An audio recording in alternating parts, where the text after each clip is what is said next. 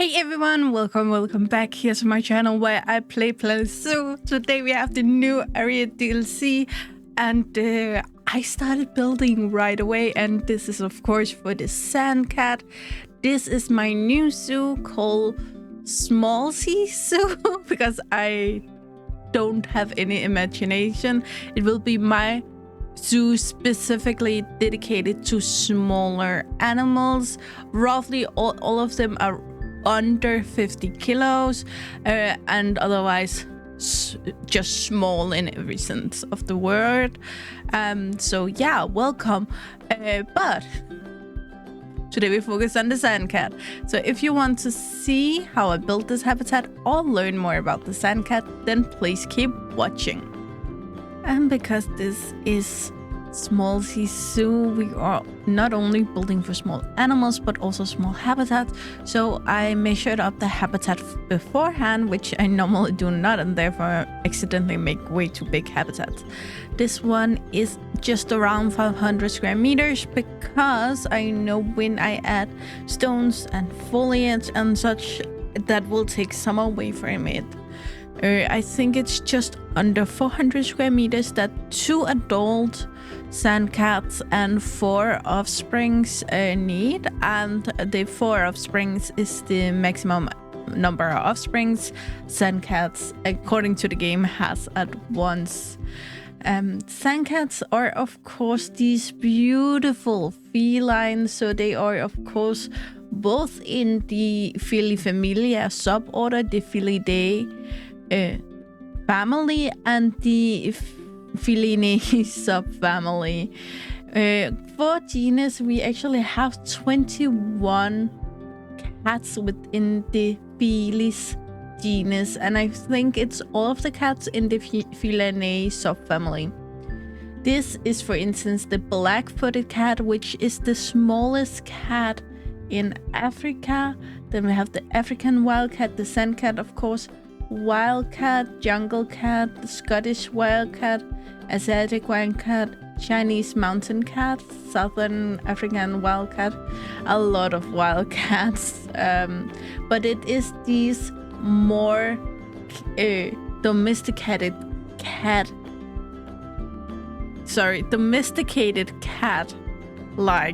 cats that are very recognizable.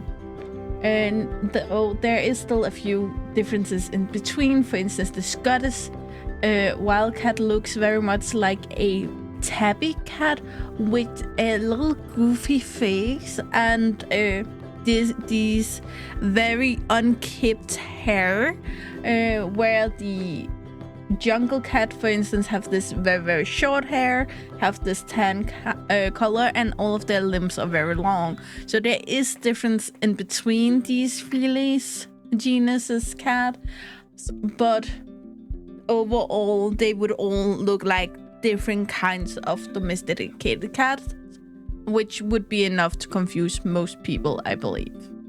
Now, I will of course mention some things that I already mentioned in my Let's Talk video for sand cat, but I know some of you guys didn't watch that. Of course, that's fair enough.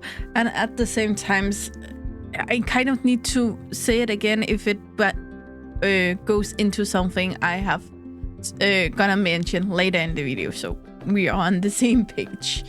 The population size is currently around 27,000 individuals in the wild. They live for around 13 years and have a top speed of 40 kilometers per hour, which is roughly 25 miles per hour.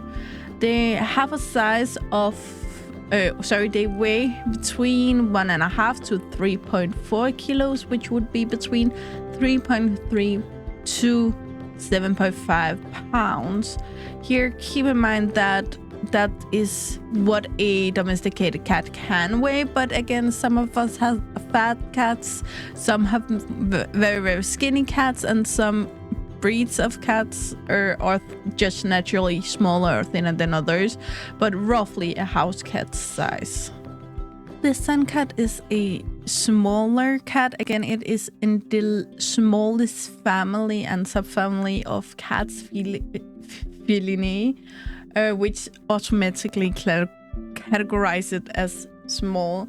It has these different layers of hair strands in the fur, which the shorter ones have this light tan color and the longer ones have are very thinner, but then have this either black or dark brown colorations. The face is normally a little more light than the back because, or it appears so because they do not have those longer black or dark brown hairs in the face, making it look lighter, but it is the same light color normally as they have on the back. Their belly size is very, very light or even white. Again, that's different a little, but it is very much what we see with other also bigger cats. Their nose goes downwards, which helps them if there comes a sandstorm, so the sand don't get pushed into the nose, but actually need to go under the nose and then upwards to actually enter the nose. The eyes are also more squeezed together than normal cat's eyes to again not allow too much stuff to get in there. Again, sand is really frustrating. If you ever been to a beach, you know what I talk about, and if you imagine that the sand coming through the air, you would need some kind of defense. One reason that I actually do not like this version Frontier made of it is basically these features of the face that they miscounted for. They also have a doobier face, just FYI, which I also don't like, but that isn't the same issue. Also, the lines, red lines going out for the eyes are supposed to go outside or continue straight out for the eyes and then dip down to the chin, where on this variation it actually sits on the underside of the eye. Small detail, but it's frustrating.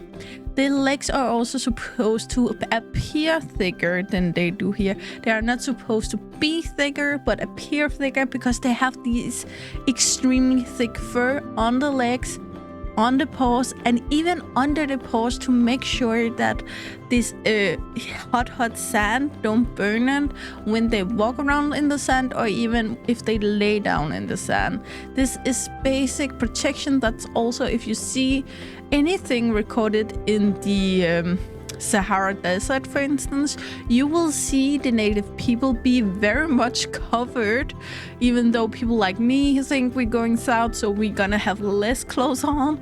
In these regions, it is a big help to have as much on as possible.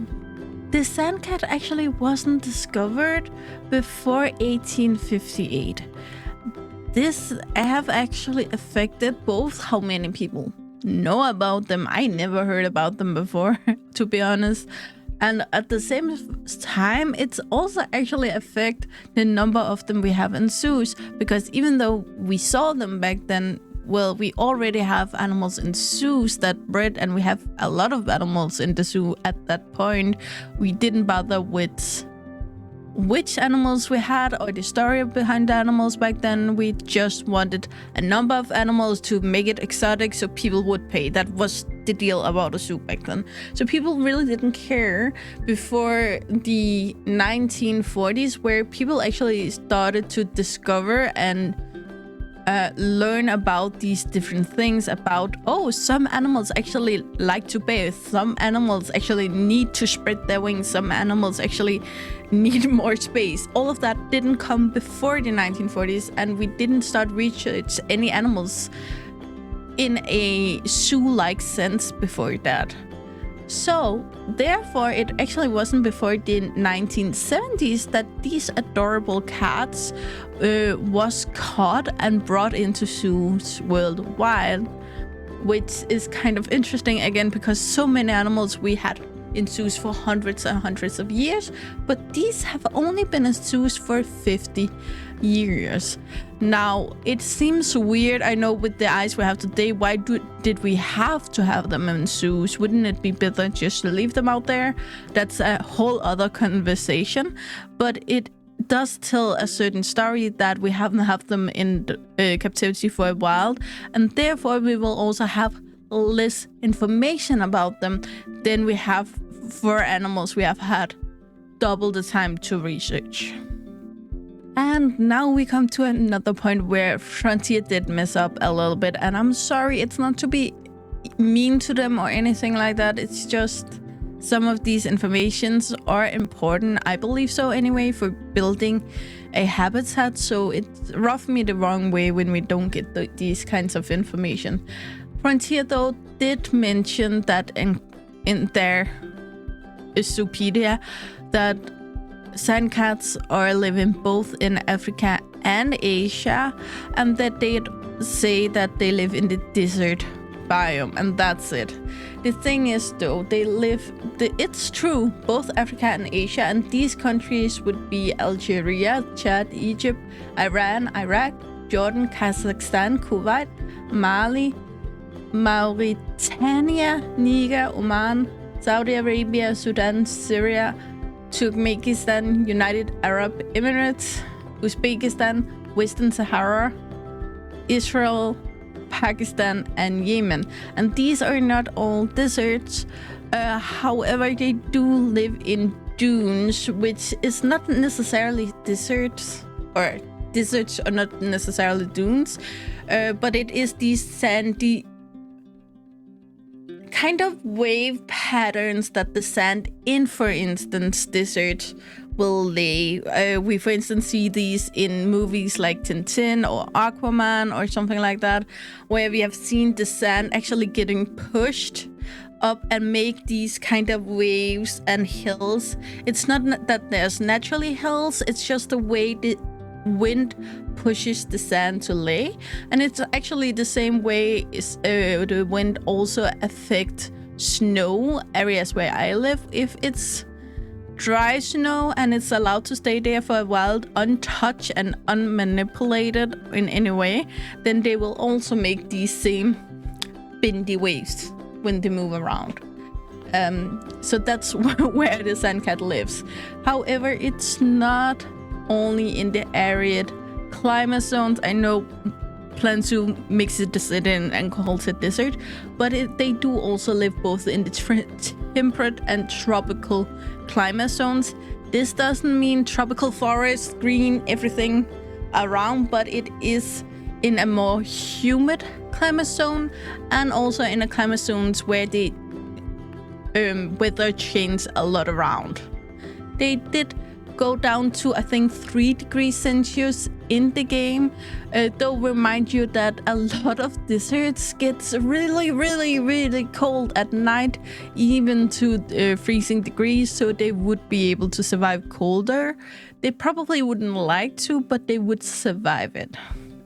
That being said, because I do place this in a temperate Asian zoo, I did place a heater in the house. I don't know why, but it wouldn't heat up at all. So I'm a little confused by that. I'm gonna go in and fix that later.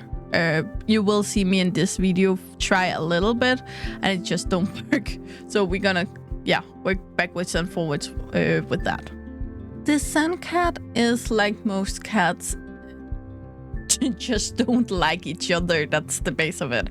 Therefore, they will need another way of communicating that doesn't actually need them to do anything to communicate. So they will use the simplest of simple means of communication, which is scent mark and claw marks on different things. I will say though, again, in the game, I actually use, I think, the double amount of foliage that the game will allow me in this habitat. So we have an issue there because the claw marks will need to go somewhere. Just FYI. Sandcats are cats, but they are not good as everything that cats are, which means that they actually are not good jumpers nor good climbers. They can climb, they can jump, they're just not good at it. What they, on the other hand, are very good at would be digging, which again, it's not a dog, but it's kind of the feeling you get when you say something is good at digging. They will literally use their paws and claws to dig through the sand and build these kind of shallow compared to what other animals would build, but burrows. That's also why they actually work with the small burrow in the game, which I noticed it feels weird to give a cat a burrow, but they do actually use these burrows, not necessarily to sleep at night, but more throughout the day to hide away from the sun. And the cats are actually a little funny about these burrows, because when they are built, they can just as well be used, which makes sense. So they will actually share the burrow with either other animals or other sand cats. However, not at the same time, so they will not live there together, but maybe they build one to hide away from the sun and then move on to find food in another area or something like that, and then someone else can just come by and use the burrow, so they don't need to dig one the same place, which is again kind of generous, but at the same time, how would they stop them if they aren't there? And already the next day they can be far away. Like most animals, these are nocturnal and therefore stay inside at day, outside at night. And at day, to actually find food and whatever they need during the night, they will have to travel a long while. So they, on their small legs, will travel up to 10 kilometers, which is roughly 6 miles at night. When you live in a really harsh environment, you can't be too picky with what you want to eat. Though they are little, because they are complete carnivores, where a lot of animals in these areas are a little more fluid with what they eat. For instance, they eat insects and such, and plants or something like that. But sand cats are complete carnivores, which means they eat rodents, birds, hares, reptiles, and even insects when they have to. Keep in mind that these animals change a little bit compared to where in their range they are, what is available. And for liquid, they will actually just eat their food.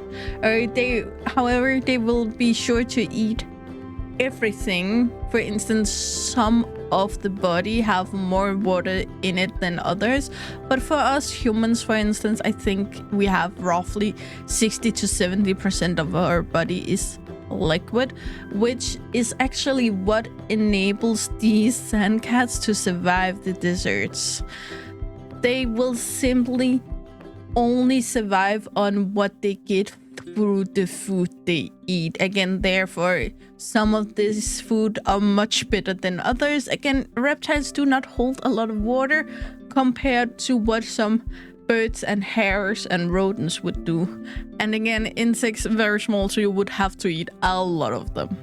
And keep in mind, when I say they don't need to drink anything else, that doesn't mean that they won't drink anything else. It's just that they can survive without. But even though we can survive without candy, that doesn't mean that we want to survive without candy. And in the same way that sand cats can survive without water, but they would prefer to have water. When it comes to the mating system of the sand cats, we need to go back and remember that these have only been in captivity for 50 years, and in the wild they are really scarce. And even if you are close to one, you maybe never notice because it's in a burrow or something like that. So it is really limited what we know, especially about their mating system.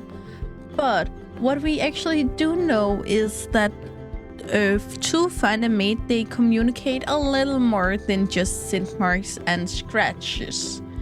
They will actually use voices that sounds a little bit like a domesticated cat.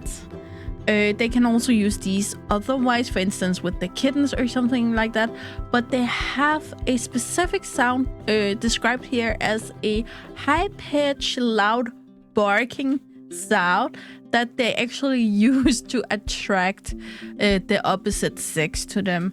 Again, if you live this far out where everything are, you can't really afford to go and look for someone, especially when you are this small and you cannot look over the next hill.